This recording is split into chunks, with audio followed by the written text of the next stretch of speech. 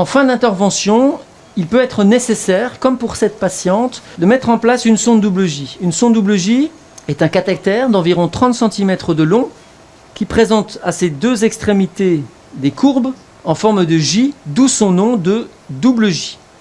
Ces petites boucles vont permettre à cette sonde, une fois en place, avec une boucle dans le rein et une boucle dans la vessie, de ne pas pouvoir se mobiliser.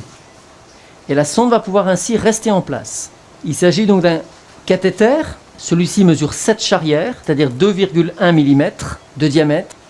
Et on peut voir des perforations le long de ce tube qui va donc permettre aux urines du rein de passer dans ce cathéter pour aller jusqu'au niveau de la vessie. On appelle ça le drainage rénal.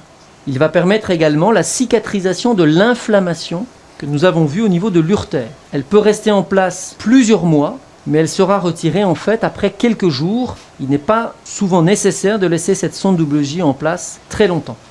Pour la mise en place, elle va être, comme toujours, glissée sur le guide. Les boucles étant souples, elles peuvent être rigidifiées. La double J va monter en glissant sur le guide et va être positionnée de cette façon. Le guide est à nouveau lubrifié et la double J peut être introduite sur le guide.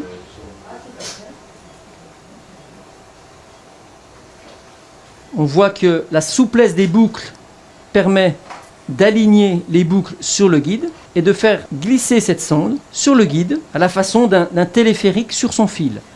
La sonde est donc poussée sur le guide et à nouveau, le bon positionnement va se vérifier sur le contrôle radiologique. La sonde est donc poussée sur le guide et lorsque la sonde est arrivée dans le rein, le retrait du guide permet alors de libérer la première boucle, dite boucle rénale, et de positionner l'extrémité de la double J au niveau du rein. Afin de positionner la boucle de la double J au niveau vésical, il est nécessaire, et particulièrement chez les hommes, en raison de l'urètre, d'utiliser un mandrin introducteur appelé poussoir. Il va permettre de pousser la double J dans la vessie.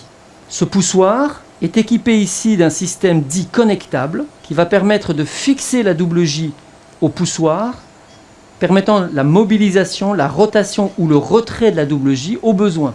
Lorsque la double J sera correctement positionnée, le poussoir est retiré et le retrait du poussoir permet de libérer la double J au niveau vésical. Le poussoir va donc être introduit lui aussi sur le guide, comme nous l'avons fait précédemment pour la sonde double J. Le poussoir va donc glisser sur le guide hydrophile. Le poussoir est enfoncé dans la double J, on parle de connexion. Une fois cette connexion faite entre la sonde double J et le poussoir, il est possible de faire progresser la double J en activant uniquement le poussoir. Hop. La sonde double J actuellement est positionnée dans le rein. Le retrait du guide a libéré la boucle rénale. Il nous faut maintenant libérer la boucle vésicale. Les rayons X vont donc être dirigés sur la vessie. À cet instant, le guide est complètement retiré de la sonde double J. Et dans le même temps, le poussoir est amené dans la vessie. Et la déconnexion de la double J